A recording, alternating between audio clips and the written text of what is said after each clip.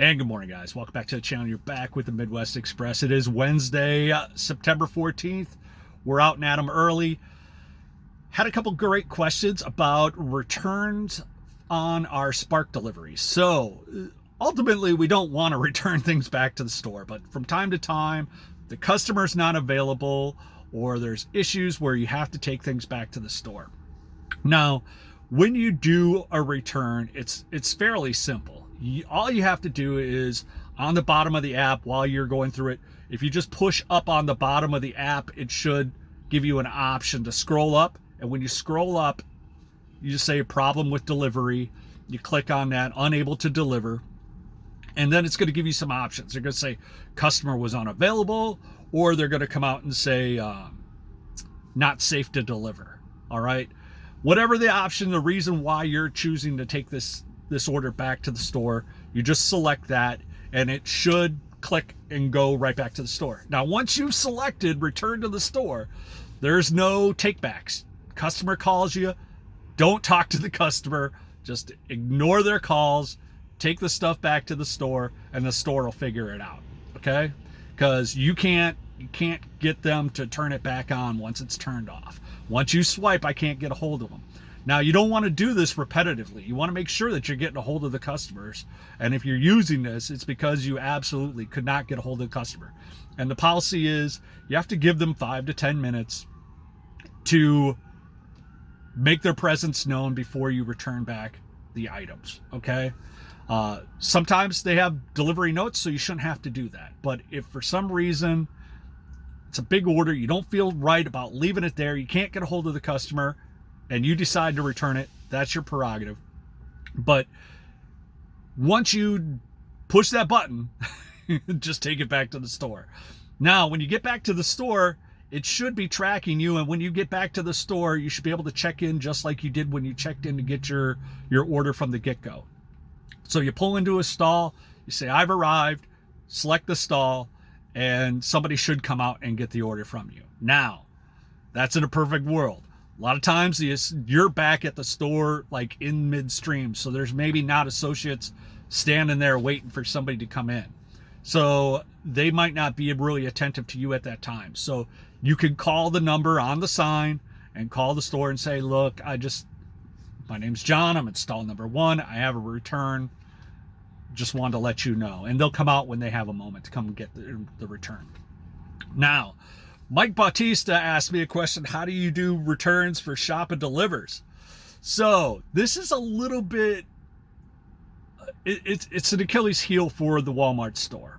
So let's say you have a regular curbside pickup and you bring it back. That was ordered through the store, passed out by the store, so the store could just reissue that to another driver, and another driver will pick up that same order.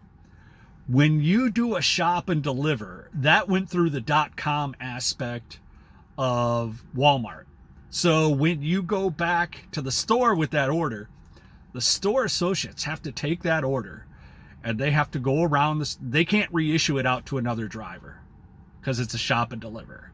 So they have to go back to the store and they have to put everything back on the shelves everywhere.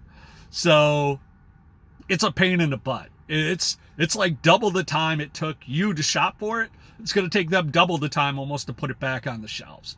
So it's a big waste of time for the stores to get returns on shop and deliver. So really, really try to get hold of your customer before you boomerang those back.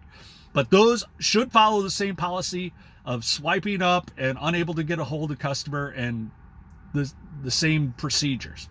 Now, if at any time you're doing this, it's not working, you can't get it to work, you can call the Walmart customer service line and they will help you out. Now, you're going to probably want to talk to a tier 2 representative when you call. So make sure you call and select the number for the tier 2. Now, this week, they just changed the numbers again. So it used to be that if you selected number 2 out of the 3 numbers that they offered you, you would get a tier 2 rep. I don't know yet. I'm going to call this week, and next time I call, I'll figure out which one's the actual tier 2 rep. But they just changed it, so when you call the helpline, They go through, you could select Spanish or English. And then the first number selection now is your branch account or direct deposit or any kind of pay issues. This is selection number one. Selection number two is you have an order that needs action right now, and or you have an app or account issues. And I'm thinking that's still tier 2 representatives. And tier 2 representatives and tier 1 representatives, guys, tier 1 are usually the representatives that you hear the chickens crowing in the background. The tier 2 reps are usually representatives here in the States, just to let you know.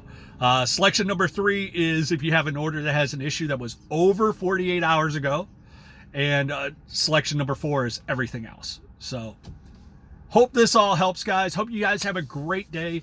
It is not a lot of incentives out there for me this week. So what I'm going to be doing is I'm going to be multi-apping.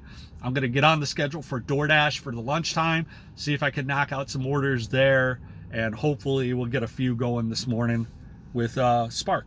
So have a great day. Make sure you guys are liking, subscribing, and we'll hit you on the next one.